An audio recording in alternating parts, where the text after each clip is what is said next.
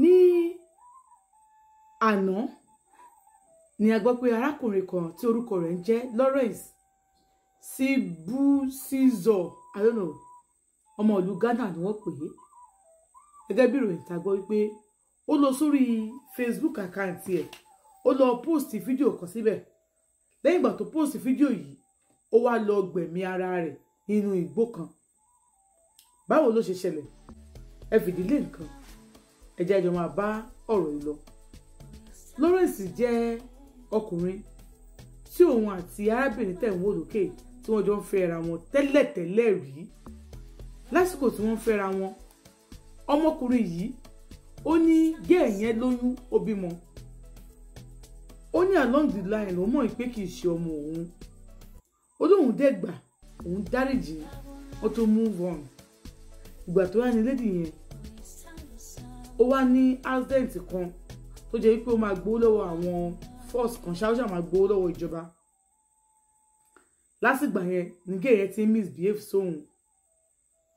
Onígbà tó misbehave sóhun, oníkálukú bá tiẹ̀ lọ. Ó dẹ̀ gbà ní kádàrá tiẹ̀ pé bọ́lọ̀ ń ṣe kọ́ nìyẹn. Gẹ́ẹ̀ yẹn lọ, bọ́ yẹn náà lọ tiẹ̀. Gẹ́ẹ̀ yẹn ti ń fẹ́ ẹlòmíì, bọ́bọ́ yẹn náà ti ń fẹ́ ẹlòmíì gẹ́gẹ́ bí nǹkan tí a gbọ́.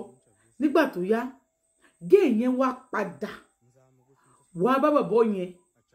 Ó ń wo bàbá yẹn nífẹ̀ẹ́ òun. Ó mọ̀ kó tó ń bá pa sọ̀rọ̀, ó máa dóhùn lóhùn. Ó ṣáà lo ọgbọ́n àlùkòmọ́ láti wọnú ayé bàbá yẹn lẹ́ẹ̀kan sí i. Wọ́n jọ ṣe fídíò, ó lọ bá, wọ́n jọ ṣe fídíò, ó jọ ṣe ogbẹ̀. Ó wá sẹ̀ǹdì ẹ̀ sí girlfriend bàbá yẹn tó ń fẹ́ lọ́wọ́lọ́wọ́. Ìgbà tí yẹn rí, ìyẹn sọ pé òun ò fẹ́ Lawrence mọ́. Lawrence wò wípé okay fine, tó bá lóun ò fẹ́ wọn mọ́, ex òun ṣáà ti padà wá, ló bá lọ bá ex ẹ̀. Ó wá rí wípé ex òun ò fẹ́ fẹ́ òun o, ó kàn wá lé girlfriend òun lọ ní láti fi òun sínú àdánwò ẹlẹ́ẹ̀kejì. Bínú ṣe bí Lawrence nìyẹn.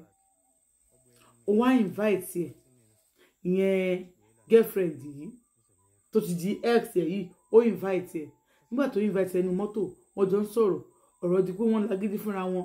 Ìgbà tóun ti múra bóun ṣe máa pé òun múra tó mú yìí o, bí òun fẹ́ pa ni, òun á sì para òun. Ló bá mú ọ̀bẹ, ló bá gún, ó gún gbà tó kú. Ó bá mú fóònù, ó ṣe fídíò rẹ̀, ó ṣe fídíò obìnrin náà, ó gbé sórí Facebook rẹ̀. Ó dẹ̀ sọ, ẹ̀yin náà tiẹ̀ gbọ́ nǹkan tó sọ náà. Mo fẹ́ kẹ́ farabalẹ̀ kẹ́ gbọ́ ọ̀rọ̀ kan nínú àwọn fídíò ẹ̀ tó ti ṣe sí orí TikTok ẹ̀. How it is. Apada. Yeah, but so even if you're in a relationship, I don't care how much you love your partner or how much do you trust your partner, but always keep it at the back of your mind. Someone can love you wholeheartedly and sleep today and wake up tomorrow and decide they no longer want to be with you and they don't love you anymore. So whenever you think about sacrificing anything at any point, whether you're a woman or man, just always have that at the back of your mind. If I wake up tomorrow and decide I no longer want to be with you, there's really nothing you can do about that. There's really nothing. Not even $1 million can change someone's mind who has already decided that they no longer want to be with you. So never forget yourself. Throw yourself to a man so much in such a way that you forget yourself. Don't sacrifice too much. Yes, keep things in balance, but don't sacrifice too much for a man or for a woman or for anyone. Just always make sure that you do what's best for you.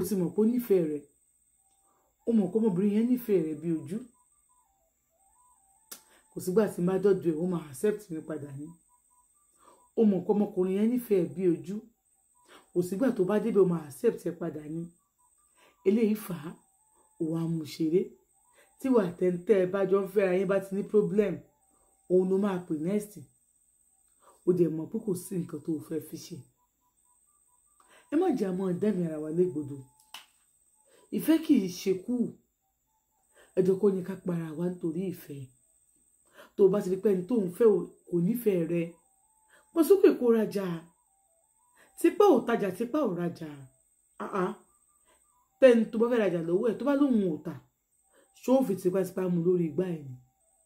Ẹni tó fẹ́ tajà fún tó bá lóhun ò rà, sóòfì tipátipá mú lórí igbá ẹ̀ ni ẹ jẹ́ ṣe déédéé díẹ̀ irin jó wa lọ́wọ́ tá a fi jólẹ̀ èyí jẹ́ a máa para wa báyìí